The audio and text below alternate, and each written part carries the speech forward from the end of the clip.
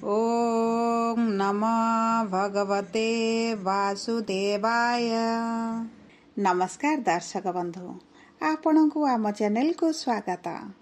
पवित्र श्रीगुंडीचा रथ यात्रा उपलक्षे समस्त धनुराशि व्यक्ति विशेष मानकु अनेक अनेक शुभेच्छा और शुभकामना।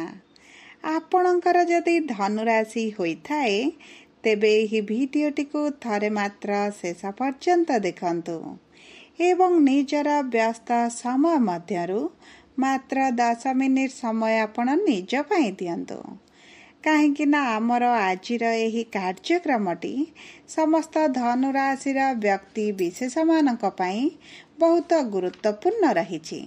देखंतु आपणक धनुराशि रे एही श्रीगुंडीचा रथ यात्रा दिन बुध आसिबे आपणकर सप्तम गृह को, जेउठारे गुरुंक सहित रही समभाव बनाइबे एवं एही सप्तम गृह जेहेतु विवाहर बा शुभर बा केन्द्रर गृह, सेही स्थान रे दुईटी शुभ गृहंकर गोचर आपणक जीवन को किभଳି प्रभावित करिबो एही भिडियो रे विस्तृत भाव रे आलोचना करिबा।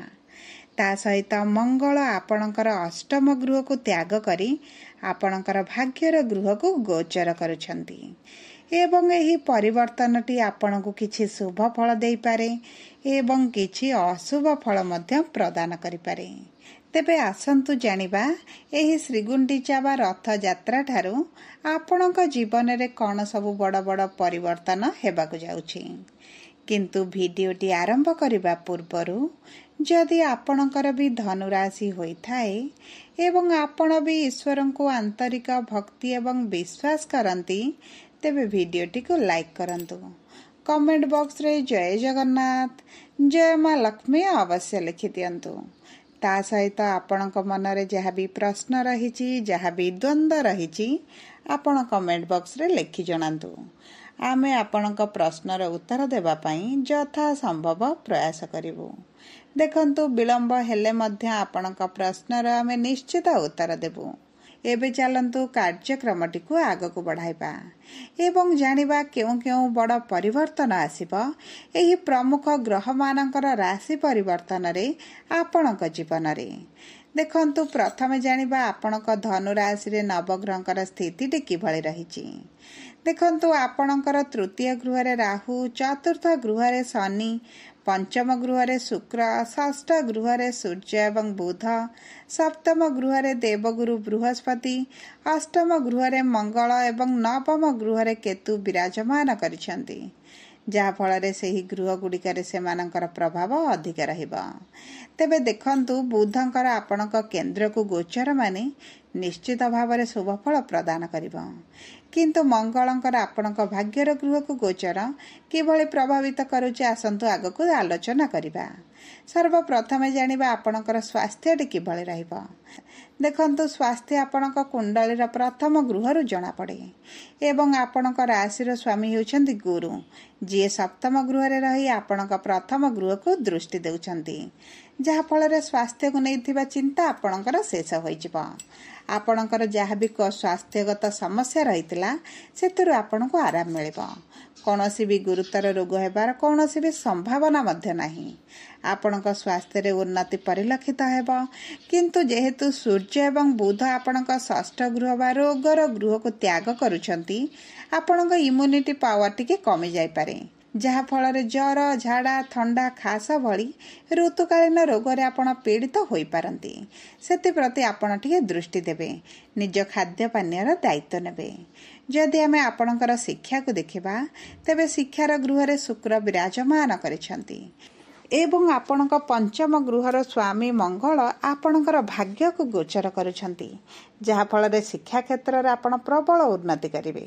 आपण बहुत उच्च स्तर रे पहुंचीबे एवं आपणक आशा अनुरूपक आपणको फल प्रदान करिवे, जहा फल रे आपणकर शिक्षा रे जहा भी समस्या थिला ताहा धीरे धीरे कम होबो। देखंतु शिक्षा रे आपणकर कोनोसी नकारात्मक प्रभाव पड़िबो नाही। जदि आमे आपणकर प्रेम संपर्क को देखिबा तेबे प्रेम संपर्क रे निकटतरता बढ़िबो। उभय एकत्र समय अतिबाहित करिवे, उभय को बुझिबा आरंभ करिवे एवं देखंतु संपर्क रे जो मनमालिन मतांतर मतभेद थिला ताहा दूर होइजिबो। ଆପଣଙ୍କ ସାଥୀଙ୍କ ସହିତ ଆପଣ କୌଣସି ଏକ ସ୍ଥାନକୁ ବୁଲିବାକୁ ଯାଇପାରନ୍ତି ଏବଂ ଆପଣଙ୍କୁ କୌଣସି ଏକ ଗିଫ୍ଟ ମଧ୍ୟ ମିଳିପାରେ, ଯାହାଫଳରେ ଆପଣଙ୍କ ମନଟି ବହୁତ ଅଧିକ ଖୁସି ରହିବ। ଯଦି ଆମେ ଆପଣଙ୍କର ବିବାହର ଯୋଗକୁ ଦେଖିବା, ତେବେ ସମସ୍ତ ଧନୁରାଶିର ବ୍ୟକ୍ତିମାନେ ଯେଉଁମାନେ ବିବାହର ସନ୍ଧାନରେ ଥିଲେ ସେମାନଙ୍କର ବିବାହ ହେବାର ବହୁତ ଅଧିକ ସମ୍ଭାବନା ଅଛି, କାରଣ ଗୁରୁ ଶୁଭ ଗ୍ରହ ଆପଣଙ୍କ ବିବାହର ଗୃହକୁ ଗୋଚର କରିଛନ୍ତି। ଯାହାଫଳରେ ଆପଣଙ୍କର ଯଦି ବିବାହରେ ସମସ୍ୟା ଆସୁଥିଲା, ବାଧାବିଘ୍ନ ଆସୁଥିଲା, ବିବାହରେ ବିଳମ୍ବ ହେଲାଣି ଏବଂ ବିବାହ ଠିକ୍ ହୋଇ ଏବଂ ଭାଙ୍ଗି ଯାଉଛି, ତାହେଲେ ଏସବୁ ସମସ୍ୟା ଆପଣଙ୍କର ଦୂର ହୋଇଯିବ। ଯଦି ଆମେ ଆପଣଙ୍କ ବୈବାହିକ ସମ୍ପର୍କକୁ ଦେଖିବା, ତେବେ ବୈବାହିକ ସମ୍ପର୍କରେ ମନମାଳିନ୍ୟ ମତଭେଦ ଦୂର ହୋଇଯିବ। ଛୋଟ ଛୋଟ କଥାକୁ ନେଇ ଦାମ୍ପତ୍ୟ ଜୀବନରେ ଯେଉଁ କଳହ ସୃଷ୍ଟି ହେଉଥିଲା ତାହା ଦୂର ହୋଇଯିବ। ଆପଣଙ୍କ ସାଥୀଙ୍କର ଆପଣଙ୍କ ପ୍ରତି ପ୍ରେମର ଭାବନା ବଢ଼ିଯିବ। ଉଭୟ ଯେକୌଣସି ନିଷ୍ପତ୍ତିକୁ ବୁଝି ବିଚାରି ନେବା ଆରମ୍ଭ କରିବେ। ବୈବାହିକ ସମ୍ପର୍କରେ ପ୍ରେମ ରୋମାନ୍ସର ବୃଦ୍ଧି ଘଟିବ। ଆପଣଙ୍କ ସାଥୀଙ୍କ ଠାରୁ ଆପଣଙ୍କୁ କିଛି ଉପହାର ମିଳିପାରେ।